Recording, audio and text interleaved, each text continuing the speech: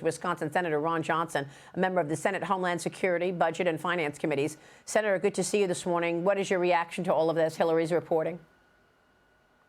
Good morning, Maria. Well, first of all, people need to realize that President Biden and his colleagues in Congress, Democratic colleagues in Congress, they want an open border.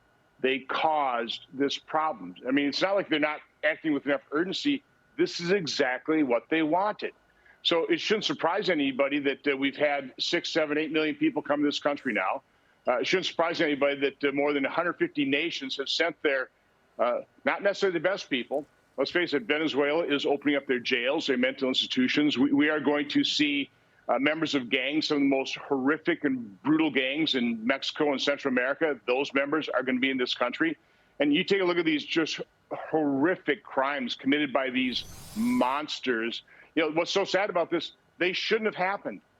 These, you know, that little 12-year-old girl, Laken Riley, these people should be alive. They should be living their lives, but they're not, because Joe Biden and his Democrat colleagues in Congress want an open border, and they caused this problem. I cannot emphasize that enough. It's not that they're not reacting to something that just happened. They caused this problem. It is outrageous. Why? Why do they want the open border? I can't really explain it. I mean, the best explanation is, again, they want to change the electorate of America forever. They want a one-party nation.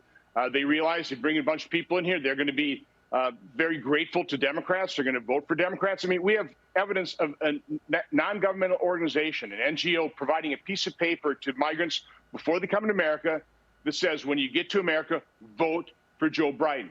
Joe Biden has directed his departments, his agencies, to register voters. Now, do you think they're going to be registering conservatives and Republicans? No, they're going to be registering Democrats, leftists, and they're going to be registering illegal immigrants, which is why they're trying to relax all the controls on things like mail-in voting, absentee voting. That's what they want to do. And even if these immigrants can't vote, they're going to be counted in the census. And so you have, you know, people coming to Democrat states. They'll end up with more members of Congress, and that'll change the electorate as well. It's a long-term game plan. I mean, but Democrats are relentless. They are very patient in terms of what they are trying to achieve politically, and it's destroying this country. Yeah, I mean, the memo that you referred to, I have the memo here. It's in Spanish, and at the end of it, it says, don't forget to vote for Joe Biden. We need another 4 years. But the woman who's written on that memo says she didn't write the memo. So, you know, who wrote the memo, and why is the memo at the border? Well, again, our taxpayer dollars are being spent on a lot of these non-government organizations that are literally facilitating this flow of illegal immigrants. So again, this didn't just happen. This isn't something that the Biden administration isn't properly reacting to. They caused this problem. They're inviting these people in this country, and then they sit there and get on TV like Senator Coons did. Oh, you know, we got to control the border. No, you don't want to control the border. You want a completely open border. You just want political cover. Yeah.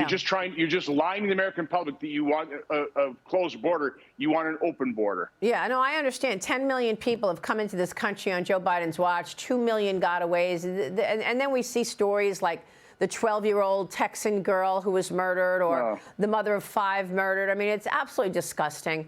And clearly the Venezuelan gangs are here. They're raging in New York. They're throughout our country. We just showed a map about all the gangs that have come through the border. This is one of the big issues for voters. And of course, we know that. But will it come up when President Biden and former President Trump go head-to-head on Thursday at the CNN presidential debate, Senator? What do you think? I mean, we know that this is the number 1 or number 2 issue behind the economy for voters. But I never see CNN reporting any of this. Have they ever been to the border at CNN? I don't think so. I mean, I've been there 5 times, and then another time at the drug lab. But what do you think? Do you think it's going to come up? Well, this should be front and center. This should be almost all they talk about for an hour and a half, because it's worthy of that. This is such a clear and present danger. We're going to see the repercussions of the Democrats' open border policy for decades to come. This isn't going away. We're going to, you know, so much of this is right now being swept under the rug. I mean, the human trafficking, the sex trafficking, the drug trafficking. How do you think these young women that have to pay a $5,000 to $15,000 human trafficking fee, how do you think they pay that fee off? They're forced into the sex trafficking trade. the drugs, the fentanyl overdoses. Again, it's being covered up by the media. And I hold so many in the mainstream media accountable for this. They are complicit in this. I mean, how could they not be charged with aiding and abetting? Joe Biden, Democrats, they're aiding and abetting these horrific crimes. I mean, this is just awful what is happening. Yeah, it is awful. And the other issue that you've done so much work on is China. The House Oversight Committee says that Joe Biden and his family accepted tens of millions of dollars from China and Ukraine and Russia. You did your own reporting on this, you and your colleagues there in the Senate, and we still haven't seen any, I mean, the White House says it's just not true. James Comer sent a letter there. Do you think that comes up? Well, first of all, again, the mainstream media has completely turned a blind eye toward the corruption of the Biden crime family as well, saying, well, where's the evidence? I mean, there are mountains of evidence. I mean, just the fact that we show bank records, tens of millions of dollars flowing in from countries that are adversarial to America. What did the Biden family do to deserve tens of millions of dollars flowing in from those adversarial countries? It's obvious. They sold their influence. They sold their position, their name. And to the extent that it's compromised American national security and our economic security, it's hard to tell. But I do know that one of the first actions of Joe Biden was he canceled the Department of Justice program that was designed to uncover, investigate, and stop the Chinese theft of intellectual property in college campuses. Why in the world would the President of the United States stop a program like that?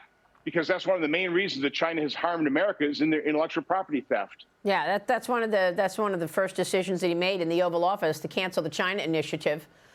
You're right. Why would he do that? And James Comer told me he's looking at that as a potential issue that Joe Biden was paid for. His family was paid to cancel the China initiative. We don't know if it's true, but that's what James Comer is investigating. Look, I don't understand why it's just you and a couple of others in Congress that are actually raising these issues, right? Why? Is it because your colleagues are there in the seat too long? They forget who they're working for? Senate Republicans are now weighing the potential for term limits for whoever will replace Senate Minority Leader Mitch McConnell when he steps down from that role in November. Senator, you're helping to lead that charge, imposing term limits. Do you think your colleagues are going to, I mean, after all, you're the people who have to vote for it. You think anybody's really going to vote to have a term limit for their term? Well, what I've been primarily in charge on is for the Republicans in the Senate to have a mission statement. What do we stand for? What are we willing to fight for? I've proposed a one-sentence mission statement to fight and defeat the ideology and policies of the radical left that are destroying America. And let's face it, the radical left now is the Democrat Party. So I'm most interested in that. I understand the desire for term limits. I don't want a leader abusing his position. And I've always pushed back on the fact that Leader McConnell, right after the November election, a week later, we're electing the minority or majority leader, the Republican leader of the Senate. I mean, we should have taken at least 30 days, if not 45 days. You want a leader in place before the next Congress starts. There's no reason to vote on leader 7 days after an election. I think that's been an abuse of his leadership position. I've been fighting back against that since I got reelected in 2016 and told my colleagues, we ought to delay the leadership elections. And of course, I got a pretty snarly phone call from Leader McConnell that very day. So again, I want a more collaborative process. I want to be able to utilize the talents of the people within that conference.